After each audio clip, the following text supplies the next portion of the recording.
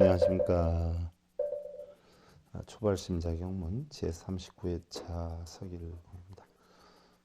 오늘은 선방에서 지켜야 할 규범 및 계행, 초발심자경문 제2권 66페이지에 해당이 되는데요. 본문으로 들어가기 전에 여러분들 우리 개송 하나 살펴보고 넘어가십시다. 합장들 하시고요. 최용이 오는 자해도 각의 부동 시위범지니라나 무호의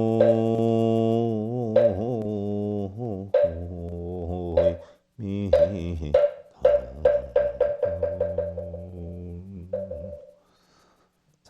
가장 뛰어나고 가장 용기가 있는 자는 능히 자신을 이기고 고통을 건너서 진리의 움직임이 없는 사람이다. 그러한 자를 일러서 우리는 수행자라 하느니라 하는 법구경의 말씀인데요.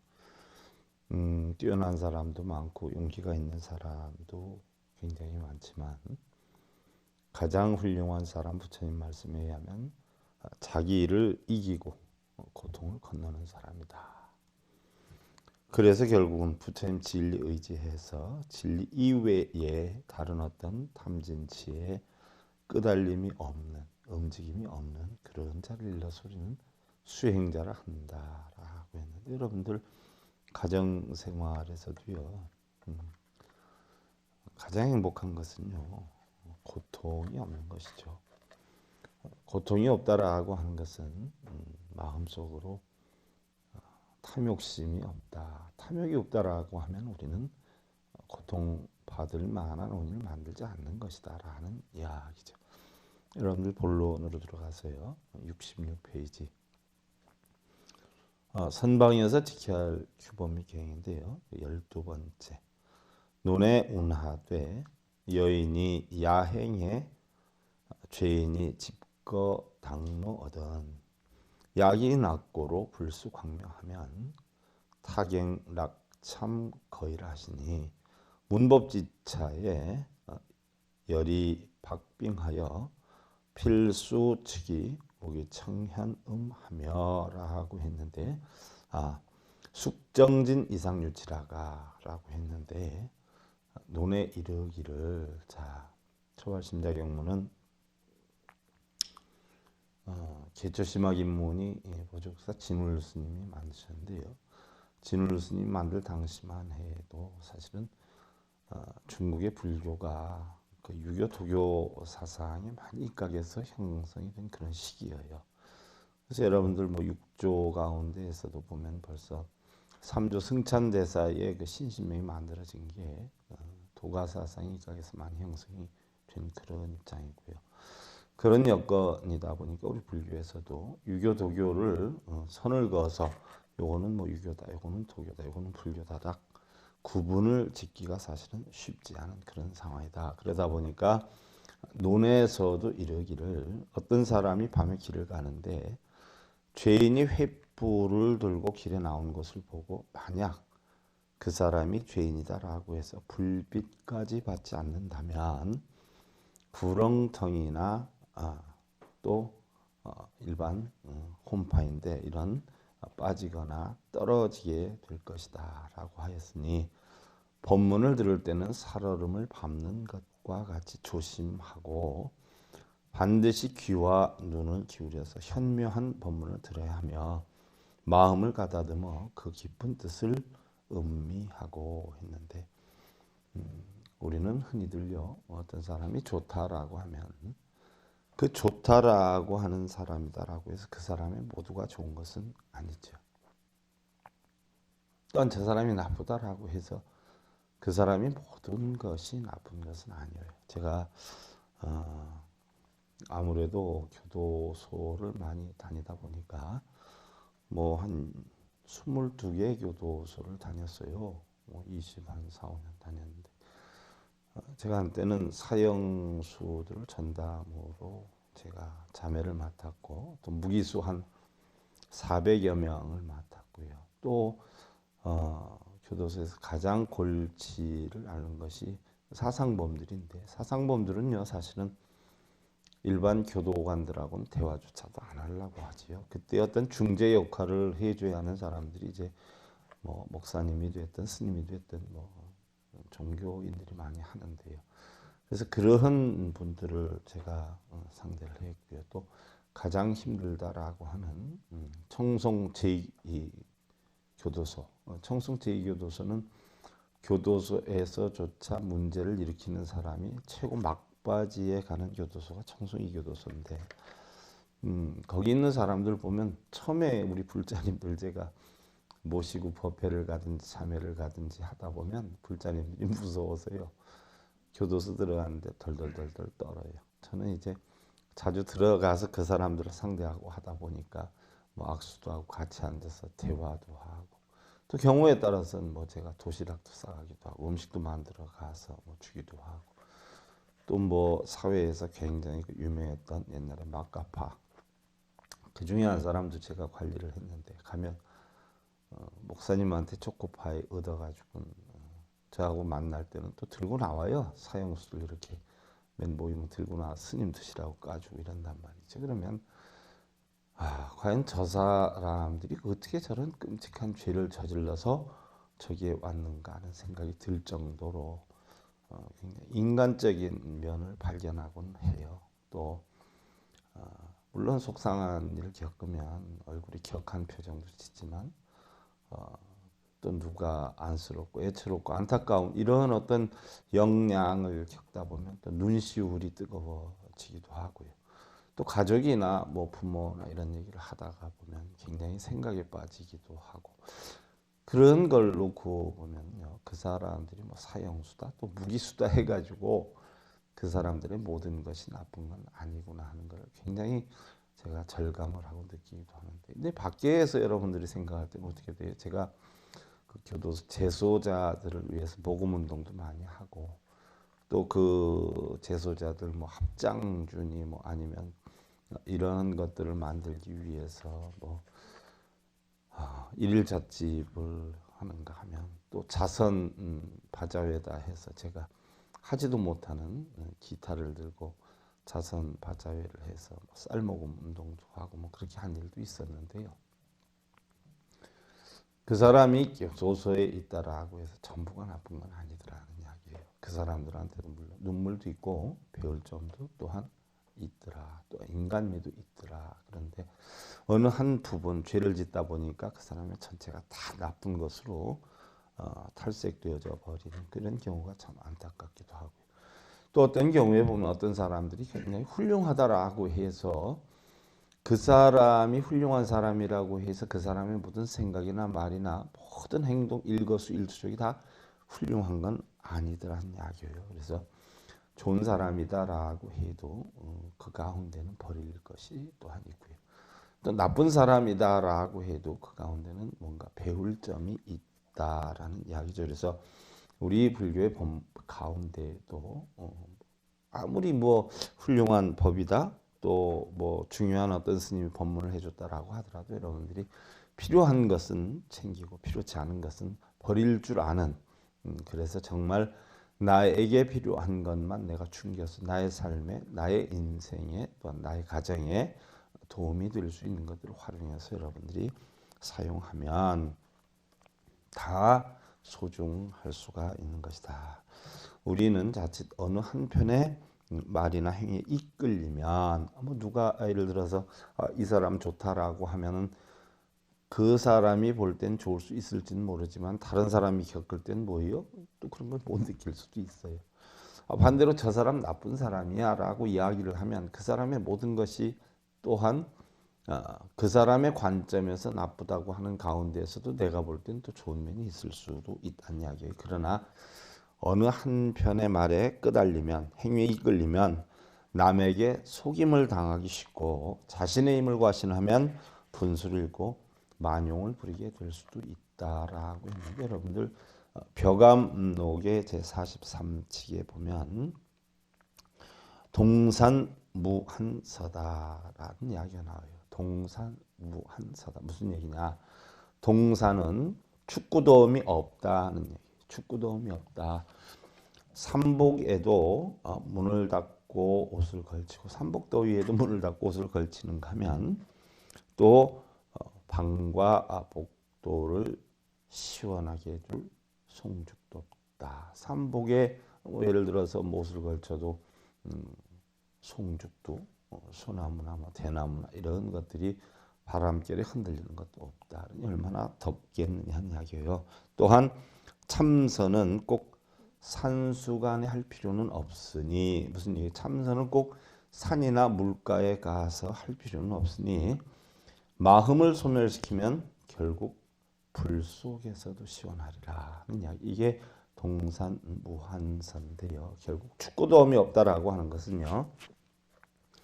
아무리 춥고 더워도 내 마음 속에서 더위를 식힐 수가 있고 그 내 마음 속에서 추위도 덮일 수가 있다는 얘기. 그래서 결국은 추위와 더위는 실제로 존재하는 온도나 이런 영향이 형성되는 게 아니라 내 마음의 온도에 의해서 좌우가 된다는 이야기예요. 예를 들어서 겨울 같은 때 보면은요, 사실은 날씨가 추워서 추운 게 아니라 자녀들이나 가족 문제에 대해서 원만하지 못하다라고 하는 분들 보면요, 마음이 추워서 추위를 느끼는 분들이 훨씬 많아요.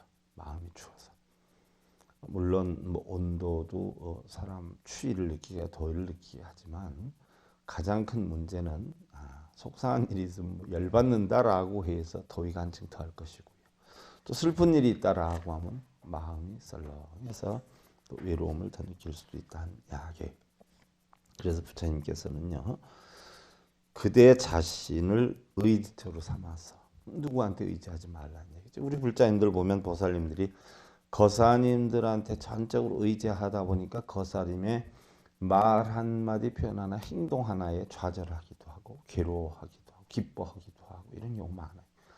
또한 반대 입장이 될 수도 있지요. 또 아내의 어떤 영향을 많이 따르다 보니까 아내 말 한마디에 결국은 힘을 얻기도 하고 또 용기를 잃기도 하는 이런 경우가 많이 있는데 부처님께서는요, 어느 누구한테 의지하지 말라는 얘기. 자기 자신을 의지처로 삼아서 부지런히 노력을 해라. 또한 지혜로운 자가 되라.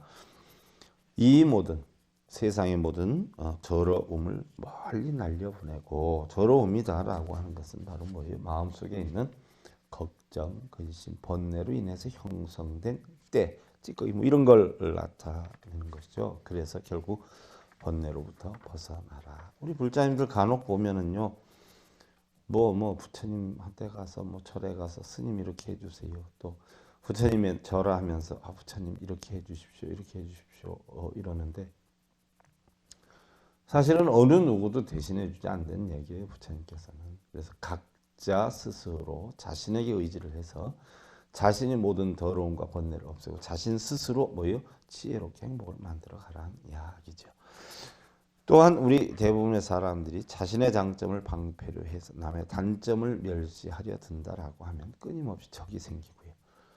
또한 자신의 부족함과 서투름을 남의 유능함에 견주어서 시샘을 하고 불편해하는 마음을 버리지 않으면 원망이 멈춰지지 않는다. 다 그런 건 아니겠지만 우리나라 사람들 보면요, 제가 언제 강의를 들을 때에도 사실은 굉장히 가슴 깊이 와닿는 그런 내용인데요. 자기 자신이 위치해 있는 곳이 이거이다라고 하면 자기 자신보다 누군가 더 월등하게 위에 올라가는 어떤 여건을 만든다라고 하면 대부분의 사람들은 어떻게 돼요? 이 사람을 진심으로 축하해 주거나 아니면 수고해 달라고 위로해 주는 것이 아니라 어떻게 해서든지 자신 이하로 상대를 깎아내리거나 하려고 하는 경우가 상당히 많다는 이야기죠. 어떻게 보면 정당하게 자신이 노력을 하거나 여건을 만들어서 상대와의 어떤 경쟁이나 상대보다 앞서려고 하는 마음보다는 자기는 그대로 있으면서 상대를 깎아내리고 멸시하려 드는 경향이 훨씬 더 깊다라고 글쎄 사실 좀 고쳐야 되겠죠. 그래서 졸렬하고 속이 비좁은 행동을 삼가하기에 노력을 기울이고, 또한 미운 사람이다라고 해도 반드시 분명히 장점이 있어요. 그래서 그 장점을 인정해서 아낄 줄 알고, 또 사랑하는 사람일지라도 그 단점을 경계할 줄 아는 그런 너그러움과 절도를 잃지 않아야 된다라는 이야기인데요. 뭐 일부 어떤 단체에 보면 그런 거 있죠. 네 편 내 편 가리고 우리 당 너희 당 나누어서 뭐 일반적인 어떤 역량의 옳고 그름을 떠나서 내 편이다라고 하면 무조건 다 옳다라고 하고 네 편이다 하면 다 틀리다고 하는 이런 성향이 많은데, 그건 아니라는 이야기죠. 그건 분명히 뭐 내 주관적인 어떤 역량에서 보는 차원을 넘어서 객관적으로 또 일반적으로 볼 때 옳고 그름을 분별을 해서 옳은 거는 인정해 줄 줄 알고, 또 잘못된 건 지적해서 고쳐 나갈 줄 아는 그런 바른 절도를 잃지 않아야 된다는 이야기죠. 또한 법문을 들을 때 있어서 모든 법문을 중요하게 들어야 돼. 법문하는 사람보다는 법문의 내용을 위주로 해서 깊이 인식해야 한다는 이야기예요. 무슨 얘기냐? 대부분의 경우 그런 걸 많이 느껴요.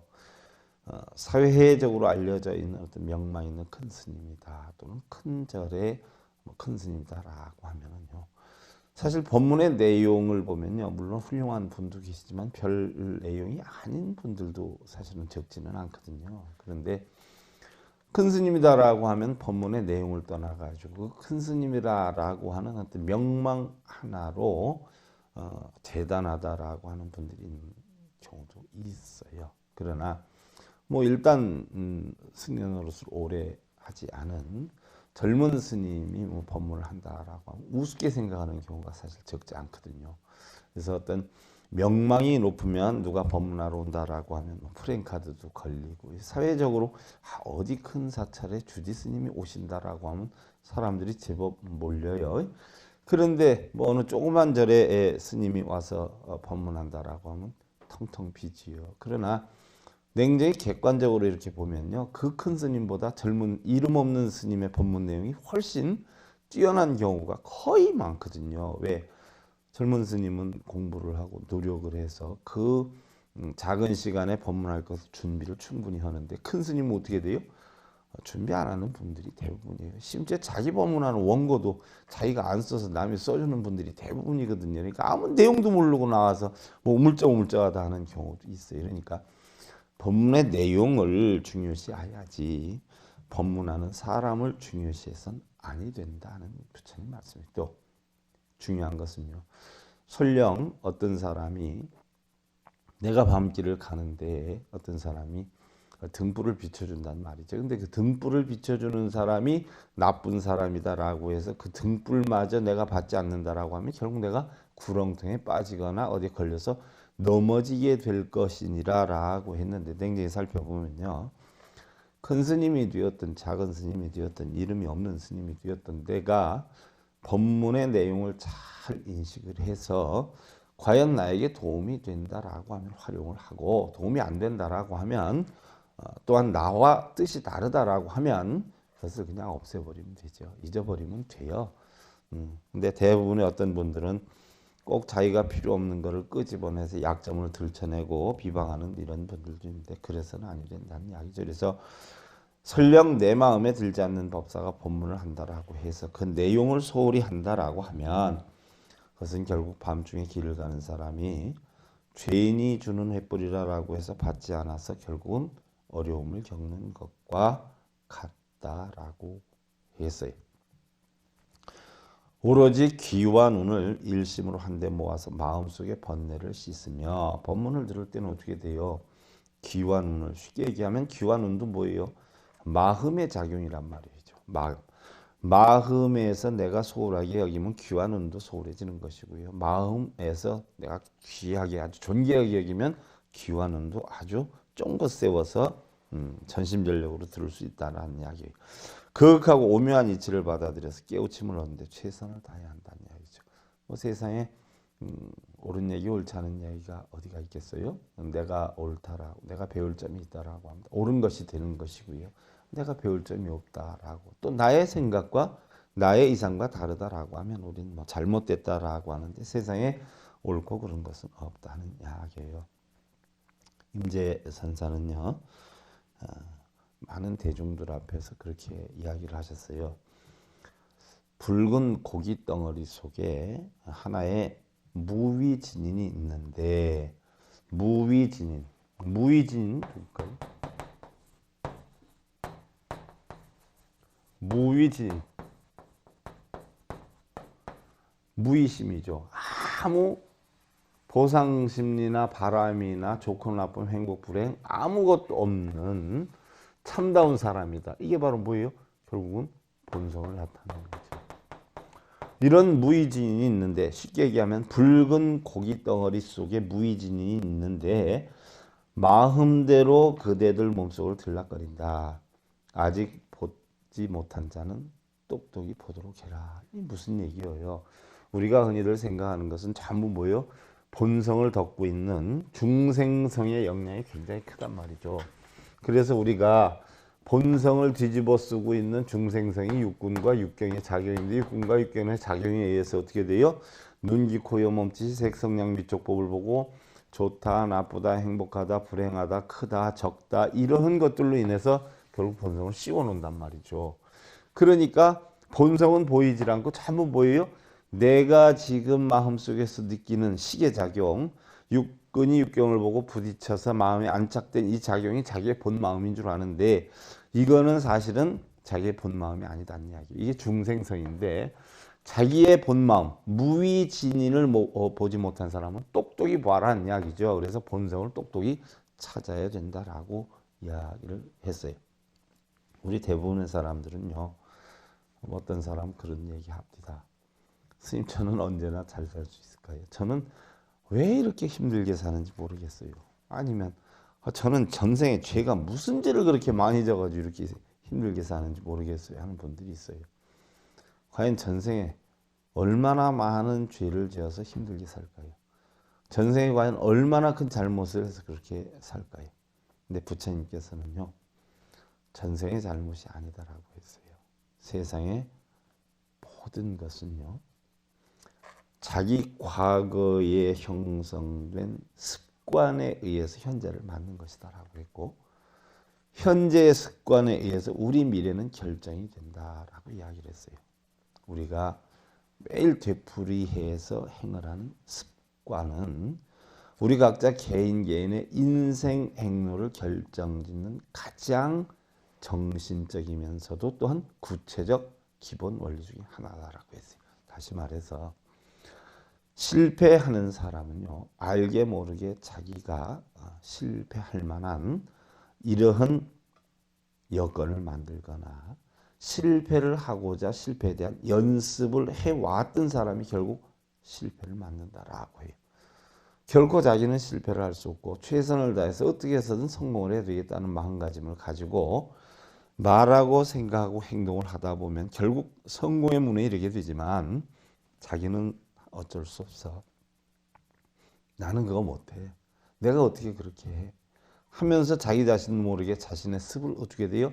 실패하는 원인을 만들기 때문에 그렇다. 그것을 우리 불교에서는 뭐라고 하죠? 업력이라고 한단 말이에요. 업력이다. 흔히들 업이다라고 하는데, 업이다라고 하는 건 뭐라 그래요? 카르마라고 한단 말이에요. 카르마는 뭐예요? 남아쳐진 힘, 작용된 힘, 원인에 의한 과보, 이게 업이란 말이에요. 쉽게 예를 들면 어떻게 돼요? 부부간에 싸웠어요. 그리고선 어떻게 됐든 바쁘니까 그냥 나 출근해 하고 나가면은 저녁 때 아이고 어서 오세요 이렇게 되는가 하는 이야기. 아침에 싸웠던 것이 마음속에 잔재되어 있어서 저녁 때 퇴근해도 말대꾸를 안 한다든지 뭐가 휙 한다든지, 이러한 과보가 결국은 전부 업에 의한 과보. 이 업이라는 것은 인에 대해서 형성이 된, 원인에 의해서 형성된 과다는 이야기예요. 그래서 부처님께서는 세상의 모든 것은요, 자기 자신이 말하고 생각하고 행동한 것에 의해서 바로 만드는 것이다. 그러니까 자기가 만들었으니까 어떻게 돼야 돼요? 자기가 받아야 된단 말이죠. 그래서 우리 불교에서는 자업자득이다 이렇게 표현을 하기도 하고요. 정 받기 싫으면 어떻게 돼요? 원인을 안 만들면 되지요. 원인을 만들었으면 받아야 돼요.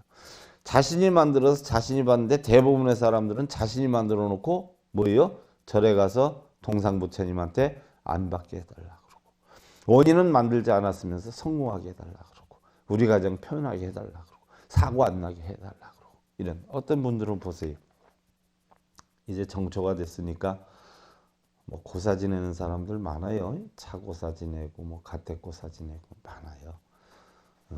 어떤 분이 차고사를 지내는데 뭐 저한테도 그래요. 스님, 차를 새로 샀는데 고사를 지내야 될까요? 안 지내야 될까요? 이렇게 물어요. 그럼 저는 뭐라고 대답을 해요? 그럼 우리 보살님 생각에는 지내는 게 좋겠습니까? 안 지내는 게 좋겠습니까? 그런단 말이에요. 그러면 아이, 그래 스님, 새 차를 샀는데 지내야지요. 그럼 지내세요. 또 어떤 보살은 아이, 그 스님 뭐하러 지내요? 그거 다 미신 아니에요? 그럼 지내지 마세요. 이렇게 얘기를 해요. 지내겠다라고 하는 사람은요, 지내지 말라, 그게 미신이다라고 하면요, 무슨 일 생기면 고사 안 지내서 사고 난 줄 알아요. 또 나 이거 안 지내야 되는데 하는 사람한테 이거 한번 지내보세요. 그래도 편한 게 좋지 않아요? 해서 지내라고 하면 만약에 무슨 일 생기면 어떻게 돼요? 쓸데없이 미신 끌어들여 가지고 차에다가 고사를 지내 가지고 사고를 나게 했다. 또 이렇게 얘기를 해요. 결국은 고사 지내고 안 지낸 건요, 결국 좋고 나쁘면 자기 마음속에서 시작이 돼요. 또 어떤 경우에 사람은 그래요. 고사 뭐 지내도 좋고 안 지내도 좋은데 편한 대로 하세요. 그럼 열심히 고사를 지냈는데 고사 지내고 뭐 불과 뭐 2, 3일도 안 돼서 스님 교통사고가 났어요. 농담 삼아서. 아휴, 그 차 바퀴에 술 뿌렸죠? 예. 너무 많이 뿌려서 차가 술이 취했는가 보네요. 근데 그러고 말아. 웃으면서. 응? 차가 술 취하니까 안 그래야. 사고를 안 나려면 차에다가 술을 뿌려야 돼. 운전하는 사람이 잘 알아야지. 운전하는 사람 잘하면 뭐 사고 안 나는 것이지. 차에다가 술 뿌리고 떡해서 뭐 저라고 그런다고 사고를 한대요. 차가 알아? 농담 삼아 그런 얘기도 해요. 결국은 전부 마음의 작용이다. 14번째, 하당 후에 묵자간지 하되 여유소유여던 방문 생각하며 석장 조순하고 불람사발이여다. 여시라야 내가 능생정신하여 이도 위희 자연인저. 그랬어요. 법문이 끝난 뒤에는 조용히 앉아 생각해보고 만일 의심이 가는 부분이 있다라고 하면 먼저 깨달은 분에게 물어야 하며, 저녁에 생각하고 아침에 물어서 조금이라도 모르는 것을 그냥 지나치지 말지어다 라고 했는데, 이렇게 해야 비로소 올바른 믿음을 내어서 도를 얻고자 하는 사람이라 할 수 있을 것이로다 했는데, 우리가 대체적으로 보면은요, 법문을 듣는 순간에는 어떻게 돼요? 이해가 되던 것도 다소 시간이 지나면 잊혀지는 것이 많다는 얘기. 어떤 분들은 그러대요. 스님, 저는 이 절에서 저 아래쯤 내려가면 죄 잊어먹어요. 그런단 말이에요. 아유, 하룻밤만 지나면, 아유, 책만 덮으면 모르겠던데요. 그럼 책 덮지 마세요. 그럼 저 아래까지 내려가지 마세요. 그럼 안 잊어먹지. 잊어먹는 건 당연한 거죠. 당연히 잊어먹어요. 우리가 음식을 먹고 나서 한 번 먹으면 안 먹나요? 당연히 계속 먹어야 해. 그렇듯이 우리가 법문을 듣는 것도 어떻게 돼요? 계속 반복해서 들어야 되고, 또 반복해서만 들어야 돼요. 계속해서 책도 보고 법문도 듣고, 또 의문 나는 점이 있으면 살펴도 보고 주변에 물어도 보고 그래야 된다라는 이야기죠. 그래서 평소에도 보면 메모를 꼭 해놓고요. 또 다른 사람과 어차피 내가 공부를 하는 부분에 대해서는 어떤 법담의 기회를 만들어서 결국은 자기 것으로 승화할 수 있는 그런 방법을 연구해야 된다는 이야기예요. 또한 법문을 들을 때에도 마음을 집중해서 깊은 뜻을 음미를 하고 또 되새겨야 하는데, 법문이 끝난 뒤에도 그 내용을 다시 한번 생각하고 또 충분히 소화를 시키되, 혹시 의심이 가는 부분이 있거나 이해가 가지 않는 부분은 먼저 배운 사람이나 정보하면 깨우친 선지식이나 법문을 해주신 분께 문의를 해서 우리는 꼭 알아야 된다는 이야기죠.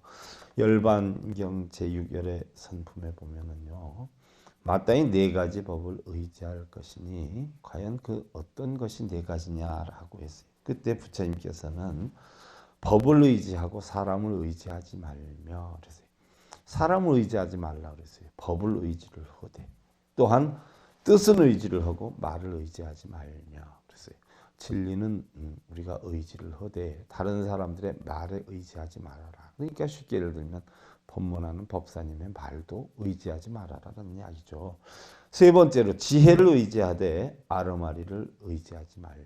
지혜를 의지하되 아르마리를 의지하지 말라는 것은 마음속에 내가 생각하고 있는 시계작용을 의지하지 말라는 이야기죠. 내 생각이 다 옳은 것은 아니거든요.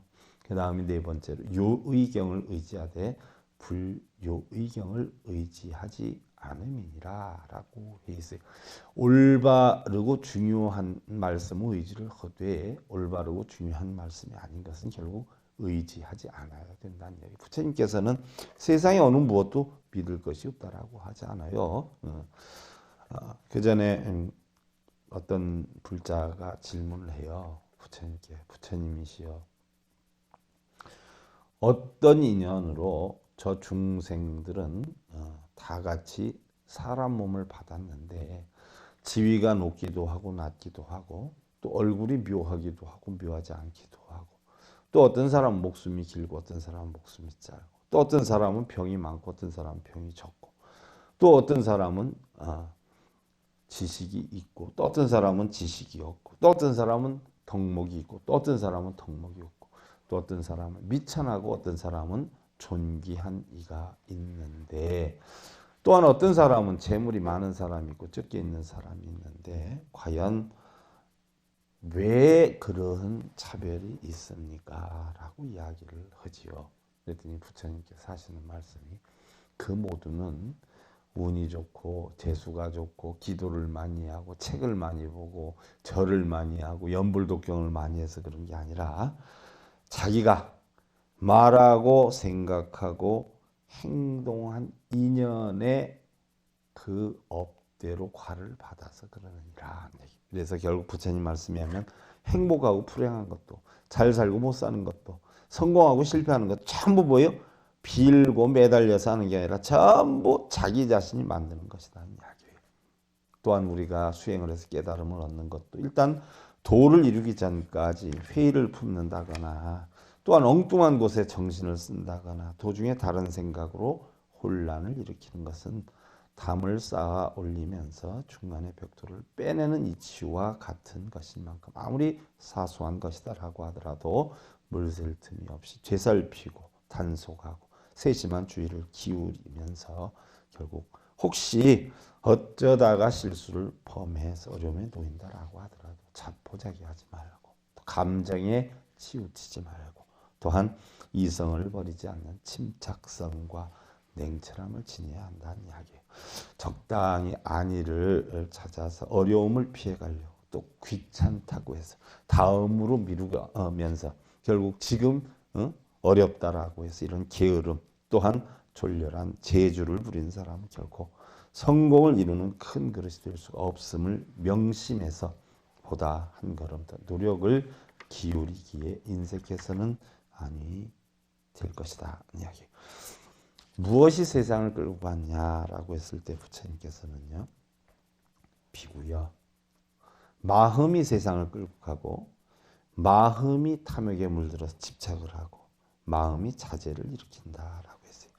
그래서 바로 비구들이요, 그대들은 마땅히 자기 자신을 등불로 삼고 진리를 등불로 삼고 다른 것은 등불로 삼아서는 아니 되느니라라고 하셨어요. 자, 시간이 다 됐네요. 여러분들 합장들 하시고요. 흡을 유행이요 음일위천이 일어나 무미.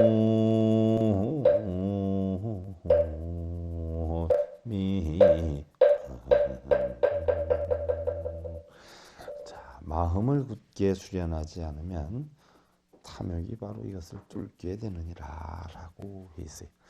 무슨 일이 있어도 자신의 마음을 잘 관리하고 또 최선을 다하는 노력으로 확고한 의지로 노력을 하다 보면 어떠한 흔들림에도 흔들리지 않는 굳건한 자신을 만들 수 있고 또 굳건한 행복한 가정을 만들 수 있다는 이야기. 여러분들 그러한 가정 만드시길 기원드리면서요.